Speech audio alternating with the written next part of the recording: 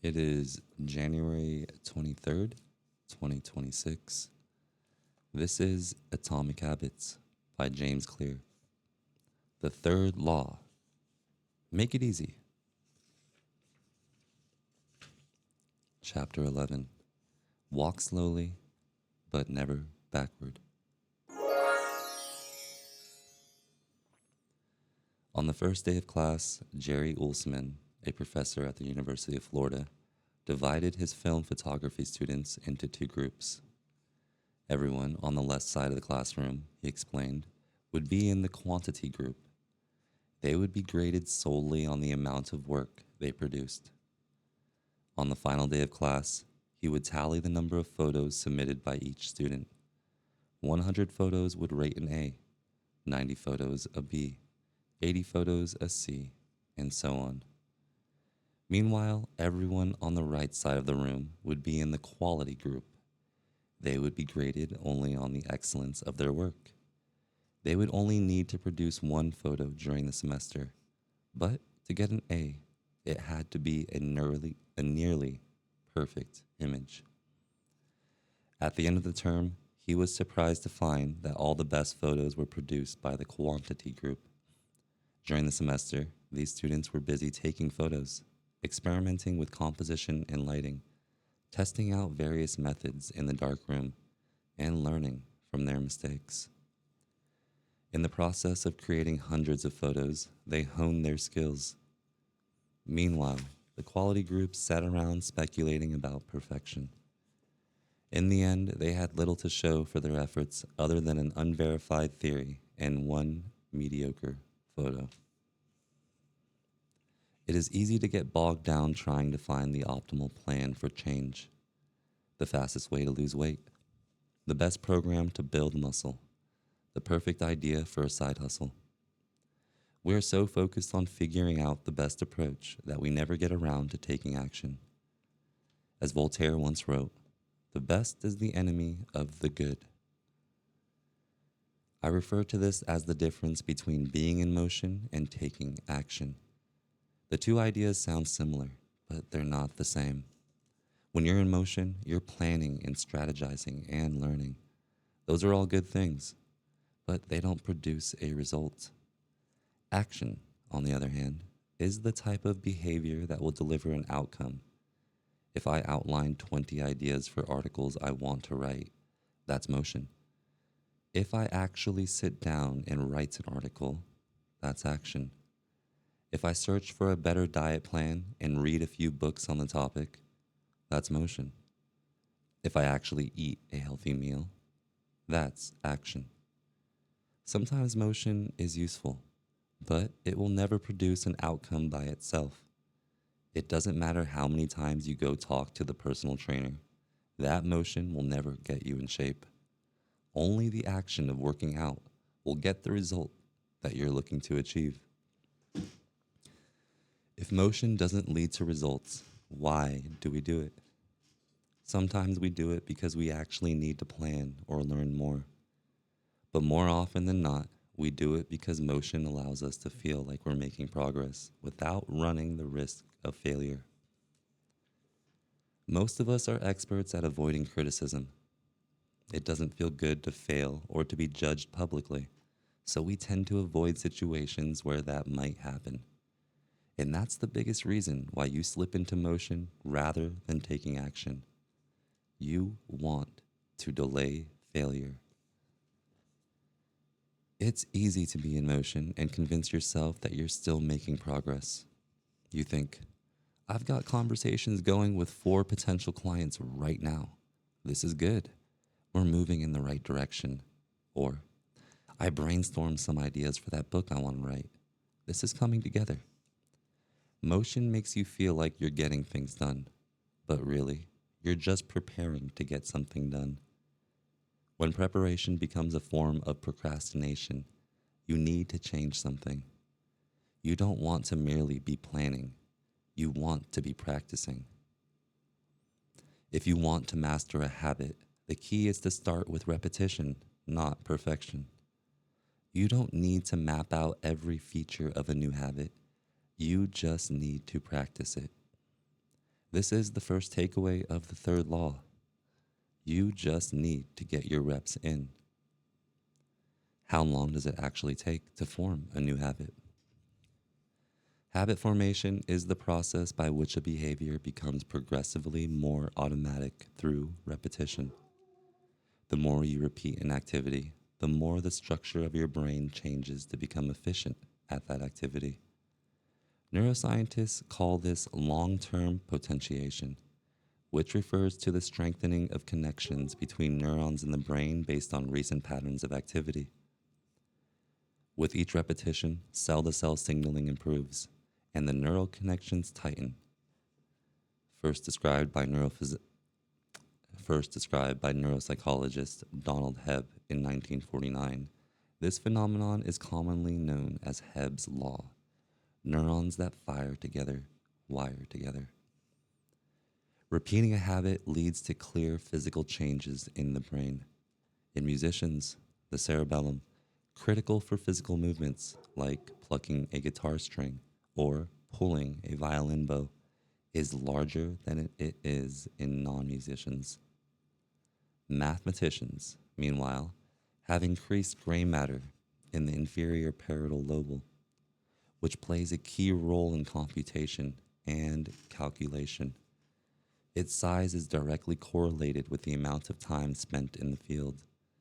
The older and more experienced the mathematician, the greater the increase in gray matter. When scientists analyzed the brains of taxi drivers in London, they found that the hippocampus, a region of the brain involved in spatial memory, was significantly larger in their subjects than in non-taxi drivers. Even more fascinating, the hippocampus decreased in size when a driver retired. Like the muscles of the body responding to regular weight training, particular regions of the brain adapt as they are used and atrophy as they are abandoned. Of course, the importance of repetition in establishing habits was recognized long before neuroscientists began poking around. In 1860, the English philosopher George H. Lewes noted, "In learning to speak a new language, to play on a musical instrument, or to perform unaccustomed movements, great difficulty is felt, because the channels through which each sensation has to pass have not become established. But no sooner has frequent repetition cut a pathway than this difficulty vanishes. The actions become so automatic that they can be performed while the mind is otherwise engaged." Both common sense and scientific evidence agree. Repetition is a form of change. Each time you repeat an action, you are activating a particular neural circuit associated with that habit. This means that simply putting in your reps is one of the most critical steps you can take to encoding a new habit. It is why the students who took tons of photos improved their skills, while those who merely theorized about perfect photos did not. One group engaged in active practice, the other in passive learning, one in action, the other in motion. All habits follow a similar trajectory. All habits follow a similar trajectory from effortful practice to automatic behavior, a process known as automaticity. Automaticity is the ability to perform a behavior without thinking about each step, which occurs when the non-conscious mind takes over. On the following page, you'll see what it looks like when researchers track the level of automaticity for an actual habit, like walking for 10 minutes each day. Yes, you're going to have to buy the book. The shape of these charts, which scientists call learning curves, reveals an important truth about behavior change. Habits form based on frequency, not time. One of the most common questions I hear is, how long does it take to build a new habit? But what people really should be asking is, how many does it?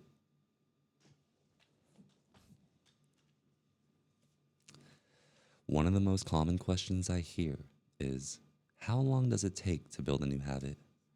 But what people really should be asking is, how many does it take to form a new habit? That is, How many repetitions are required to make a habit automatic?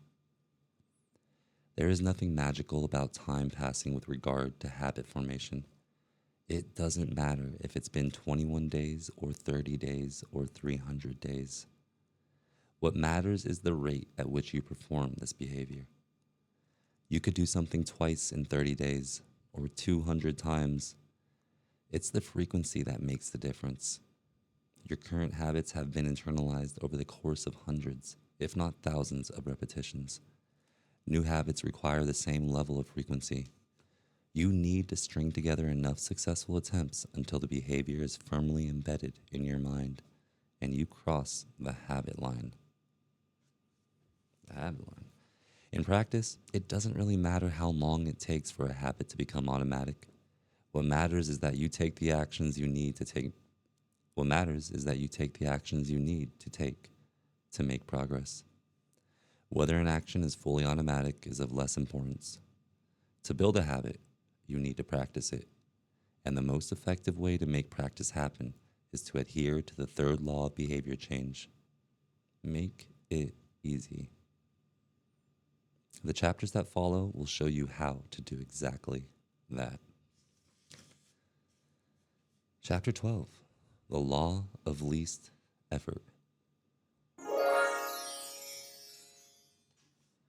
In his award-winning book, Guns, Germs, and Steel, anthropologist and biologist Jared Diamond points out a simple fact. Different continents have different shapes. At first glance, this statement seems rather obvious and unimportant, but it turns out to have a profound impact on human behavior. The primary axis of the Americas runs from north to south. That is, the landmass of North and South America tends to be tall and thin rather than wide and fat. The same is generally true for Africa. Meanwhile, the landmass that makes up Europe, Asia, and the Middle East is the opposite. This massive stretch of land tends to be more east-west in shape. According to Diamond, this difference in shape played a significant role in the spread of agriculture over the centuries. When agriculture began to spread around the globe, farmers had an easier time expanding along east-west routes than along north-south ones. That is because locations along the same latitude generally share similar climates, amounts of sunlight and rainfall, and changes in season. These factors allowed farmers in Europe and Asia to domesticate a few crops and grow them along the entire stretch of land from France to China. By comparison, the climate varies greatly when traveling from north to south. Just imagine how different the weather is in Florida compared to Canada. You can be the most talented farmer in the world, but it won't help you grow Florida oranges in the Canadian winter. Snow is a poor substitute for soil. In order to spread crops along north-south routes, farmers would need to find and domesticate new plants whenever the climate changed. As a result, agriculture spread 2 to 3 times faster across Asia and Europe than it did up and down the Americas. Over the span of centuries, this small difference had a very big impact. Increased food production allowed for more rapid population growth. With more people, these cultures were able to build stronger armies and were better equipped to develop new technologies. The changes started out small: a crop that spread slightly farther, a population that grew slightly faster, but compounded into substantial differences over time. The spread of agriculture provides an example of the third law of behavior change on a global scale. Conventional wisdom holds that motivation is the key to habit change. Maybe if you really wanted it, you'd actually do it. But the truth is, our real motivation is to be lazy and to do what is convenient. And despite what the latest productivity bestseller will tell you, this is a smart strategy, not a dumb one. Energy is precious, and the brain is wired to conserve it whenever possible. It is human nature to follow the law of least effort, which states that when deciding between two similar options, people will naturally gravitate toward the option that requires the least amount of work. For example, expanding your farm to the east where you can grow the same crops rather than heading north where the climate is different. Out of all the possible actions we could take, the one that is realized is the one that delivers the most value for the least effort. We are motivated to do what is easy. Every action requires a certain amount of energy. The more energy required, the less likely it is to occur. If your goal is to do 100 push-ups per day, that's a lot of energy. In the beginning, when you're motivated and excited, you can muster the strength to get started. But after a few days, such a massive effort feels exhausting. Meanwhile, sticking to the habit of doing one push-up per day requires almost no energy to get started, and the less energy a habit requires, the more likely it is to occur. Look at any behavior that fills up much of your life, and you'll see that it can be performed without very Look at any behavior that fills up much of your life, and you'll see that it can be performed with very low levels of motivation. Habits like scrolling on our phones, checking email, and watching television steal so much of our time because they can be performed almost without effort. They are remarkably convenient. In a sense, every habit is just an obstacle in getting, one more time. In a sense, every habit is just an obstacle to getting what you really want. Dieting is an obstacle to getting fit. Meditation is an obstacle to feeling calm. Journaling is an obstacle to thinking clearly. You don't actually want the habit itself. What you really want is the outcome the habit delivers. The greater the obstacle, that is, the more difficult the habit, the more friction there is between you and your desired end state. This is why it is crucial to make your habits so easy that you'll do them even when you don't feel like it. If you can make your good habits more convenient, you'll be more likely to follow through on them. But what about all the moments when we seem to do the opposite? If we're all so lazy, then how do you explain people accomplishing hard things like raising a child, or starting a business, or climbing Mount Everest? Certainly, you are capable of doing very hard things. The problem is that some days you feel like doing the hard work and some days you feel like giving in. On the tough days, it's crucial to have as many things working in your favor as possible so that you can overcome the challenges life naturally throws your way. The less friction you face, the easier it is for your stronger self to emerge. The idea behind Make It Easy is not to only do easy things. The idea is to make it as easy as possible in the moment to do things that pay off in the long run. How to achieve more with less effort. Imagine you are holding a garden hose that is bent in the middle. Some water can flow through, but not very much. If you want to increase the rate at which water passes through the hose, you have two options. The first option is to crank up the valve and force more water out.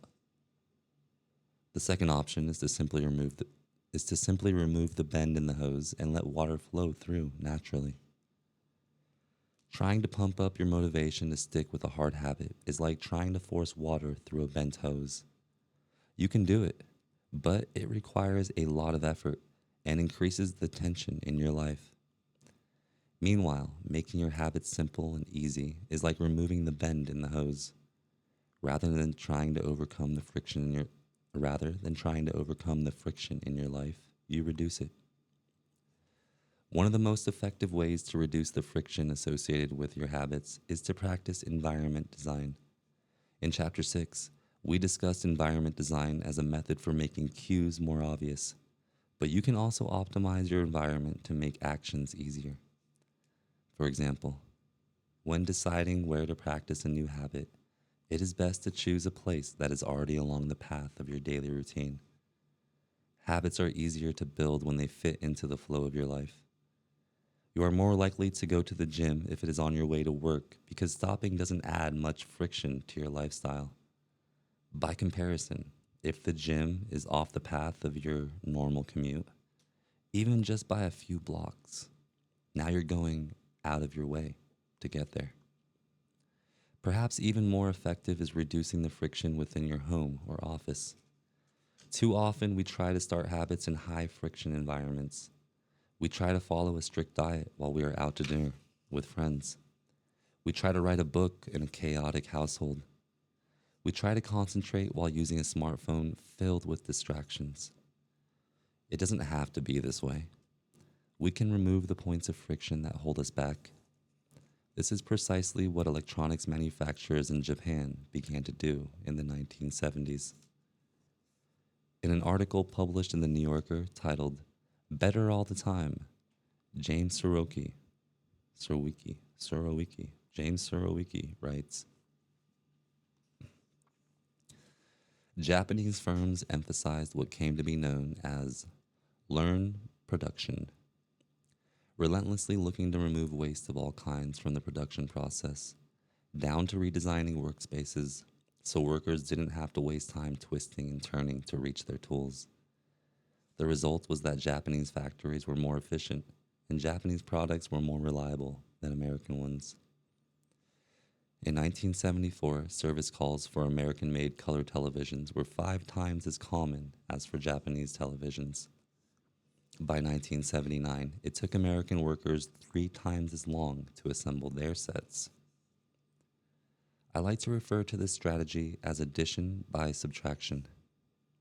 The Japanese companies looked for every point of friction in the manufacturing process and eliminated it. As they subtracted wasted effort, they added customers and revenue.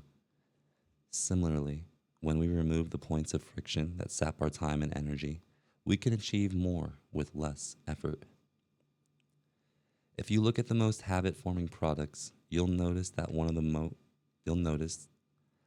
the things these goods and services do best is remove little bits of friction from your life. Meal delivery services reduce the friction of shopping for groceries. Dating apps reduce the friction of making social introductions. Ride-sharing services reduce the friction of getting across town. Text messaging reduces the friction of sending a letter in the mail. Like a Japanese television manufacturer redesigning their workspace to reduce wasted motion, successful companies design their products to automate, eliminate, or simplify as many steps as possible. They reduce the number of fields on each form. They pare down the number of clicks required to create an account. They deliver their products with easy to understand directions or ask their customers to make fewer choices. When the first voice activated speakers were released, products like Google Home, Amazon Echo, and Apple HomePod, I asked a friend what he liked about the product he had purchased. He said it was just easier to say, play some country music, than to pull out his phone, open the music app, and pick a playlist. Of course, just a few years earlier, having unlimited access to music in your pocket was a remarkably frictionless behavior compared to driving to the store and buying a CD. Business is a never-ending quest to deliver the same result in an easier fashion. Similar strategies have been used effectively by governments. When the British government wanted to increase tax collection rates, they switched from sending citizens to a web page where the tax form could be downloaded to linking directly to the form. Reducing that one step in the process increased the response rate from 19.2% to 23.4%. For a country like the United Kingdom, those percentage points represent millions in tax revenue. The central idea is to create an environment where doing the right thing is as easy as possible. Much of the battle of building better habits comes down to finding ways to reduce the friction associated with our good habits and increase the friction associated with our bad ones.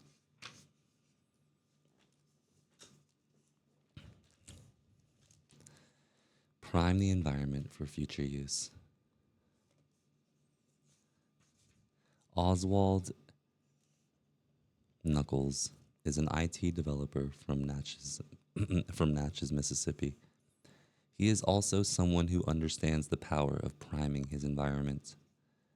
Knuckles dialed in his cleaning habits by following a strategy he preferred. Like my brain is like resisting reading this book. It's weird. It's so weird. Oswald Knuckles is an IT developer from Natchez, Mississippi. He is also someone who understands the power of priming his environment.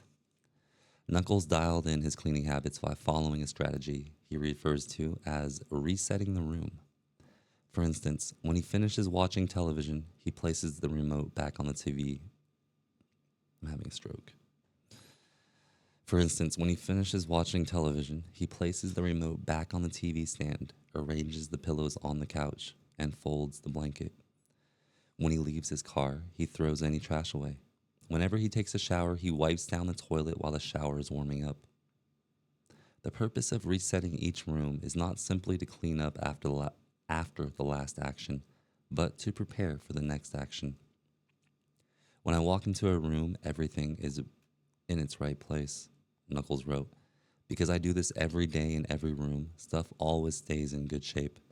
People think I work hard, but I'm actually really lazy. I'm just proactively lazy. It gives you so much time back.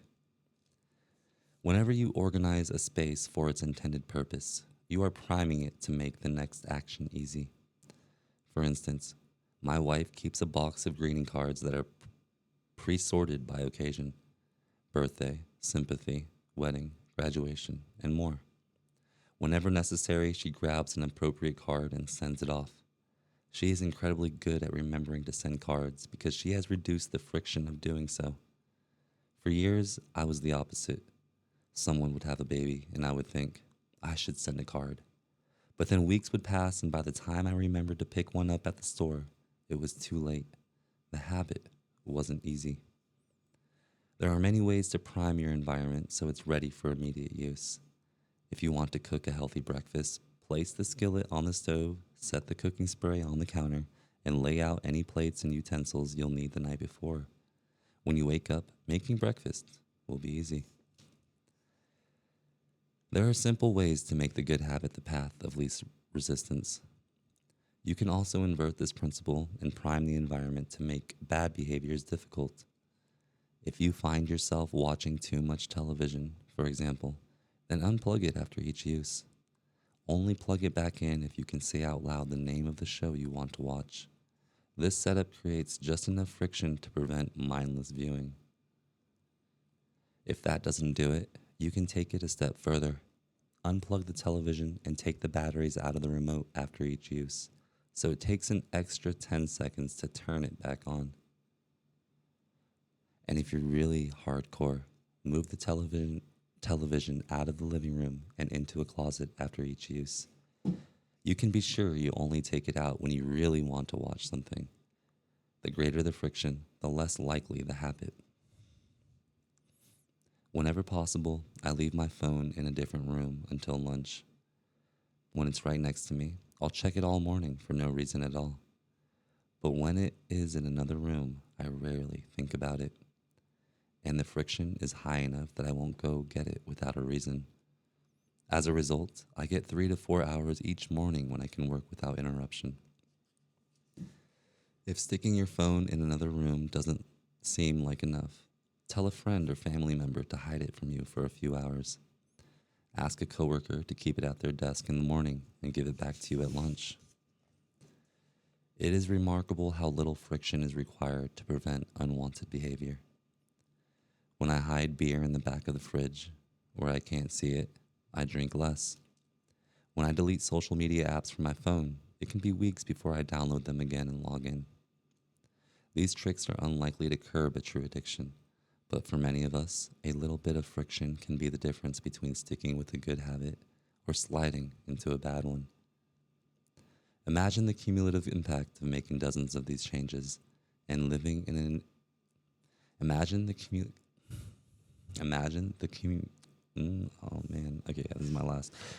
cumulative impact of making dozens of these changes and living in an environment designed to make the good behaviors easier and the bad behaviors harder. Whether we are approaching behavior change as an individual, a parent, a coach, or a leader, we should ask ourselves the same question. How can we design a world where it's easy to do what's right? Redesign your life so the actions that matter most are also the actions that are easiest to do. We're going to stop it there on chapter 13. Until next time.